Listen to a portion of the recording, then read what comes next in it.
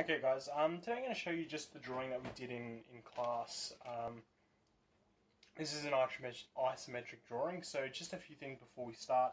We need to take into consideration that it is in the right hand side, and just having a look at the drawing, this is the right side, sorry. And that will then help us out with our planning. So before we do anything, we just need to make sure that we have a 20 mil margin, and to do that, guys, we should make sure that our T-square is in line with the bottom line, in this case of the border. I'm going to measure 20 mil, and just for demonstration purposes, I'm going to make my construction lines a little bit darker than normal, just so you can see that there. So that's my gap. Now, we need to create the origin, so having a look at the design, we know it's, if looking at the right hand side of it here, we know it's 50 mil wide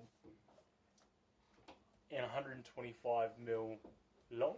So taking that into consideration, if the object was here, it would be 125 mil in length, 50 mil in width.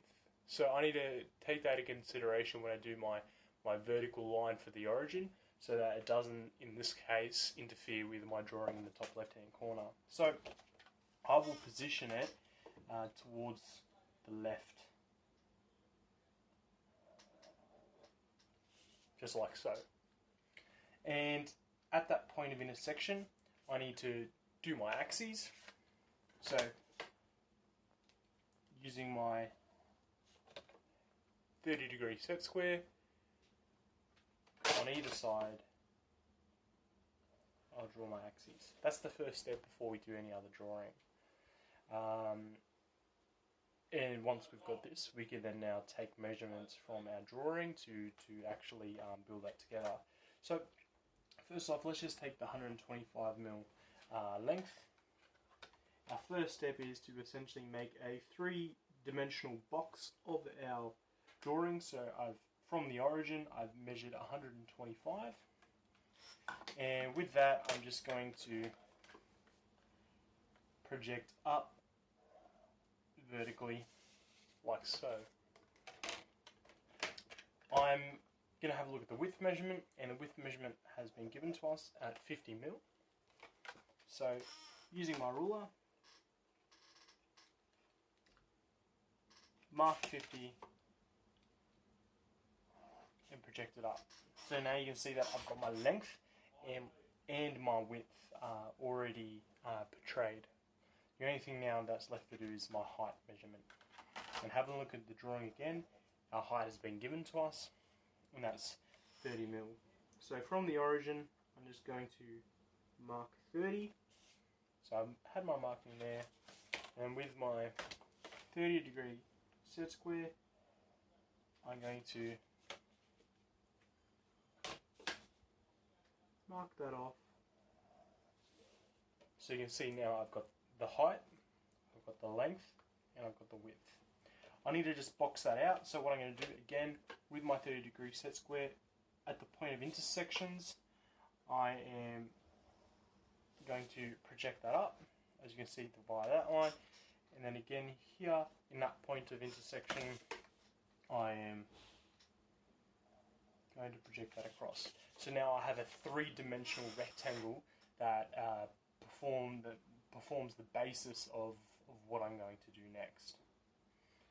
Now with this, I can then start planning everything else in the drawing. So starting from the right side over, I'll start with this step first. We can see that the measurement is 10 mil.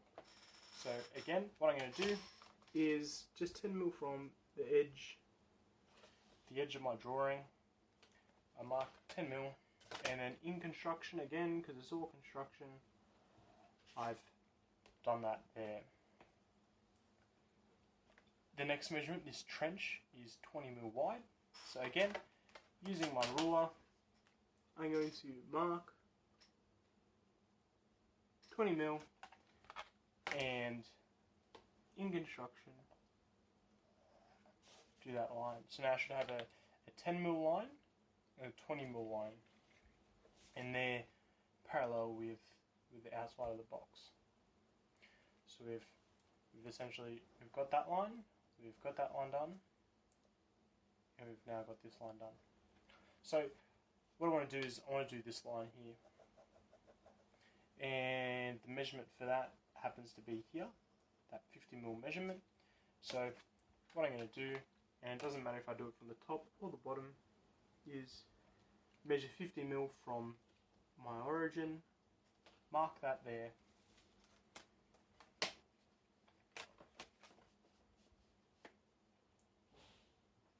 I'm going to bring that up,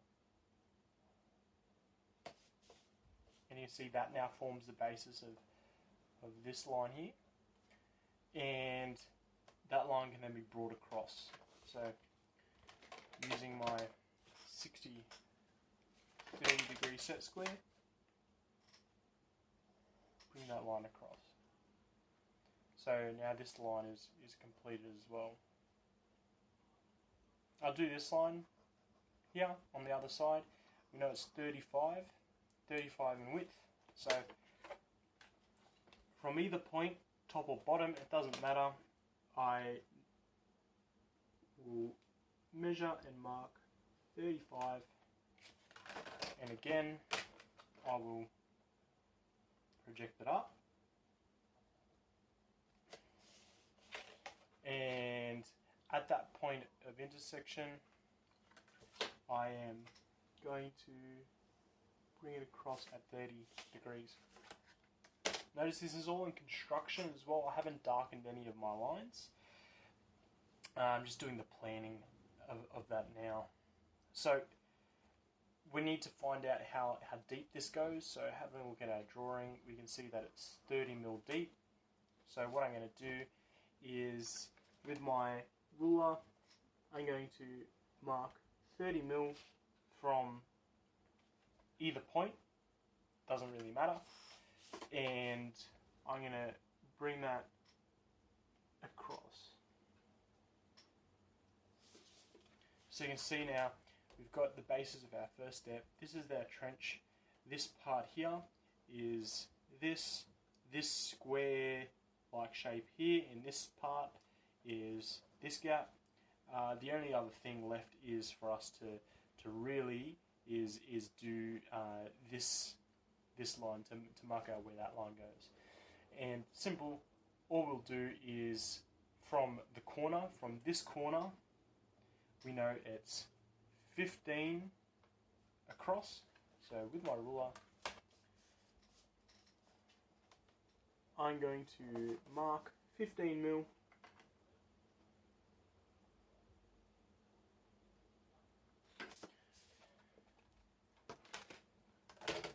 in construction.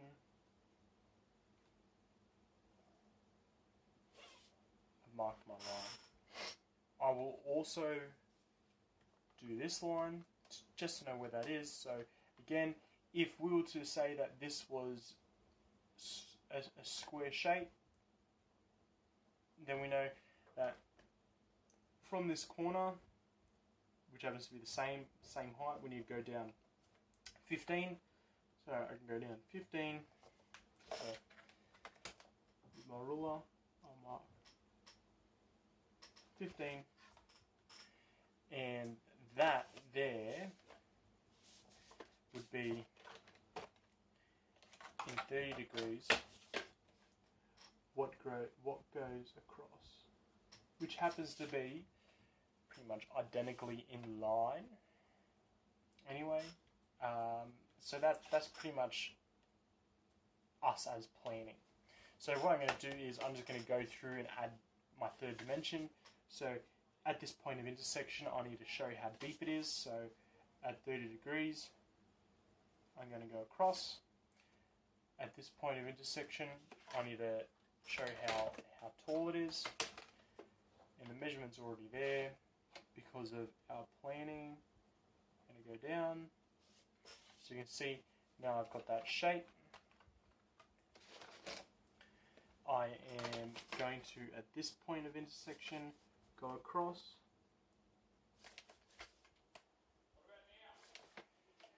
At this point I need to go down.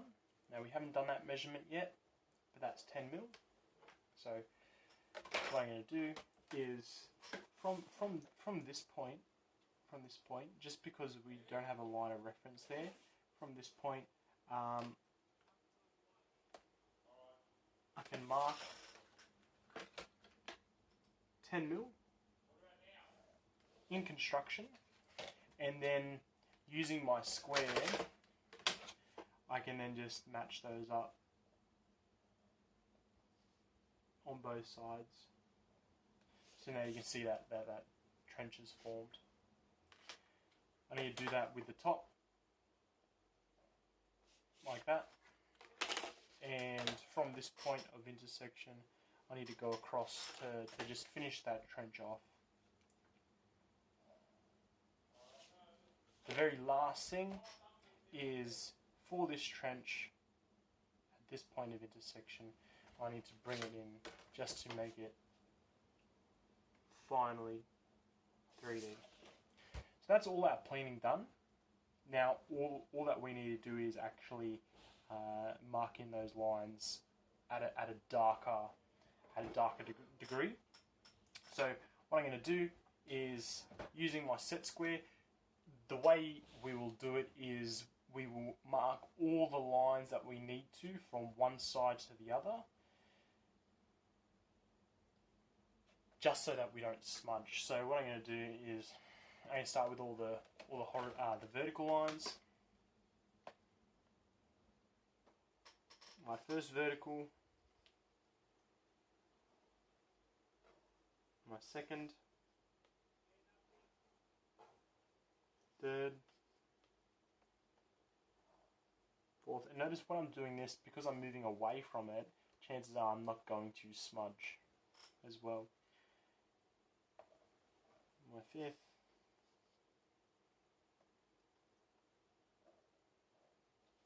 sixth,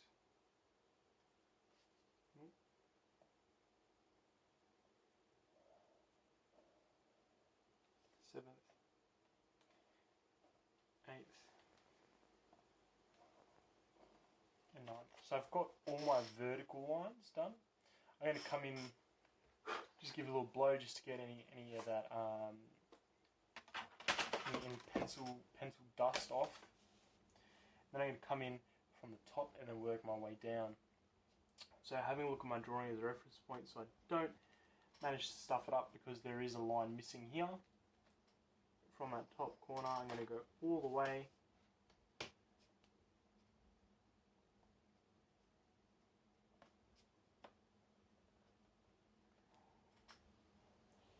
down. I'm going to stop there and then finish it. So because we have that trench, I'm going to continue with my next measurements. That's my next line. I missed this line. I need to continue with this line in here, followed by this line,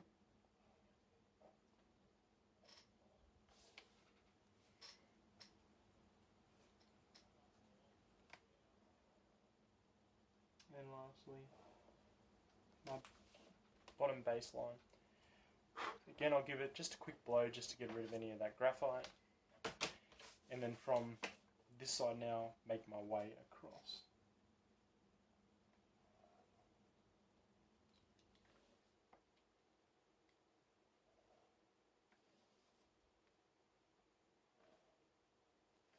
And again, all these lines, they're already there. They're all done from us in planning.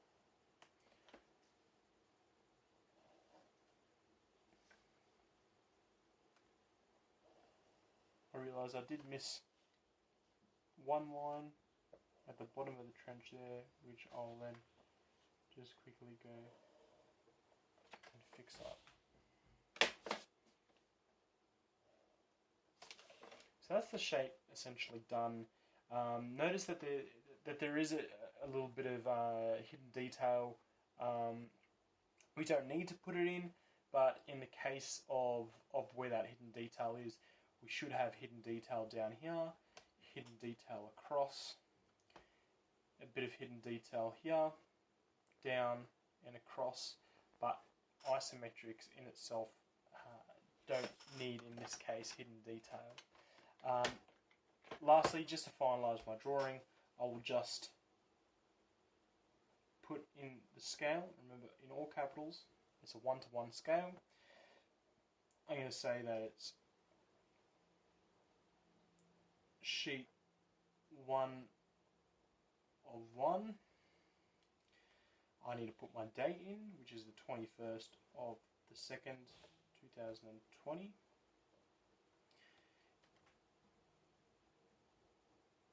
And in neat block capital lines,